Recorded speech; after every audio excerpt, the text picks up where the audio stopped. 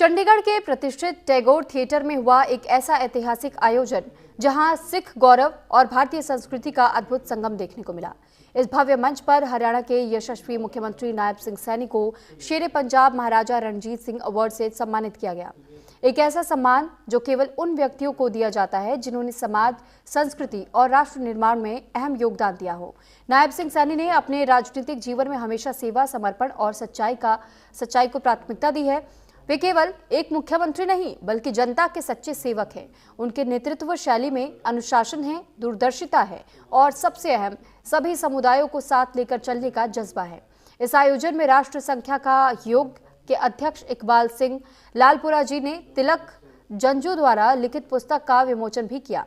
यह क्षण सांस्कृतिक समरसता और साहित्यिक चेतना का प्रतीक बन गया और सिख समुदाय के प्रति मुख्यमंत्री सैनी जी की सेवाएं और उनके द्वारा दिखाए गए आदर्शों ने यह सिद्ध कर दिया कि वे सच्चे अर्थों में एक जननायक है, एक ऐसे नेता जो सभी धर्मों, जातियों और वर्गों के कल्याण के लिए समर्पित है। पंजाब भाजपा द्वारा किया गया ये सम्मान सिर्फ एक पुरस्कार नहीं बल्कि एक प्रेरणा है आने वाली पीढ़ियों के लिए। कि मेरे लिए ये आज का दिन बड़ा प्रेरणादायी और हृदय स्पर्शी दिल है। हम सब जानते हैं कि आज यहां हिंद की चादर 9वें पातशाह श्री गुरु तेग बहादुर जी के जीवन पर आधारित पुस्तक का जो विमोचन हुआ है, हम सब उसके साक्षी बने हैं। मैं सबसे पहले गुरु तेग बहादुर जी के चरणों में मैं नमन करता हूं, प्रणाम करता हूं और मैं सरदार इकबाल सिंह जी लालपुरा इनको बहुत बहुत बधाई और साधुवाद देता हूं कि टिल्ला जंजू का राका जैसी महान कृति रचने के लिए मैं हृदय से इनको बहुत बहुत बधाई और शुभकामनाएं देता हूं। मुझे खुशी है कि सरदार इकबाल सिंह जी लालपुरा ने जो ये पुस्तक श्री तेग बहादुर जी के बलिदान की ये अमर गाथा का एक ऐसा प्रेरक प्रयास है जो गुरु परंपरा की उस ज्योति को ये आगे बढ़ाता है। मुझे खुशी है कि टिल्ला जंजू साहिब वह स्थल है जहां गुरु तेग बहादुर जी ने अपने जीवन के कई अमूल्य क्षण वहां बिताए हैं। मध्य युग के कवि सेनापति ने अपने काव्य में गुरु तेग बहादुर जी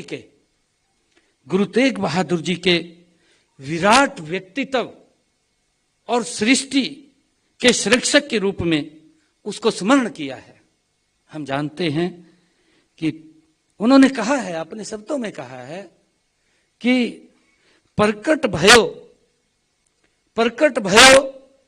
गुरु तेग बहादुर, प्रकट भयो गुरु तेग बहादुर, सकल सृष्टि पे ढापी चादर। ये हमारे जो कवि सेनापति हैं उन्होंने अपने मुखारबिंद से ये शब्द कहे हैं। मित्रों, गुरु तेग बहादुर जी 1664 ईस्वी में 8वें गुरु श्री हरकिशन सिंह जी के ज्योति ज्योत समा जाने के बाद वो गुरु गद्दी के ऊपर विराजमान हुए। हम सब जानते हैं उस समय भारत में औरंगजेब का शासन था। जब वो गद्दी पर विराजमान हुए उस समय मुगलों का औरंगजेब गद्दी पर विराजमान थे और हालात इतने नाजुक थे कि गुरु गद्दी पर बैठना शहंशाह से शत्रुता मोल लेना था, क्योंकि इस प्रकार का टेरर इस प्रकार का वातावरण उस समय में था। ऐसे संकट के समय में गुरु तेग बहादुर जी ने निर्भीकता से का परिचय देते हुए गुरु पद की सेवा करना उन्होंने स्वीकार किया और उस गद्दी पर वो विराजमान हुए हैं।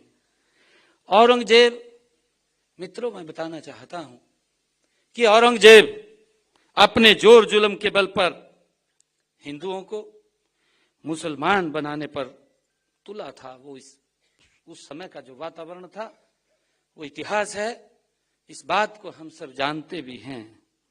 उन्होंने हिंदुओं के मंदिरों को भी उस समय में ध्वस्त करने का काम किया है और ध्वस्त ही नहीं किया, आदेश जारी किए कि नए मंदिरों पर भी निर्माण बंद किया जाए। इस प्रकार का वो वहां पर पाबंदी लगी।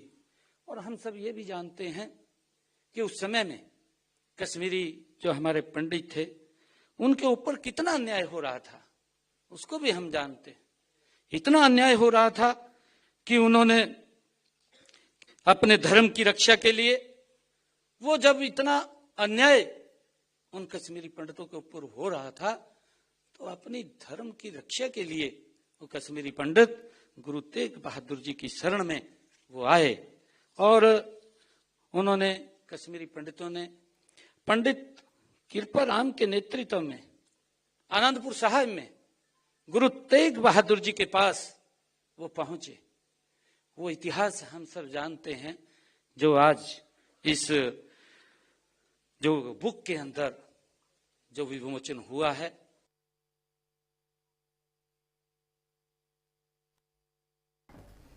और इसी के साथ ही अनुग्रह एक छोटे से ब्रेक के लिए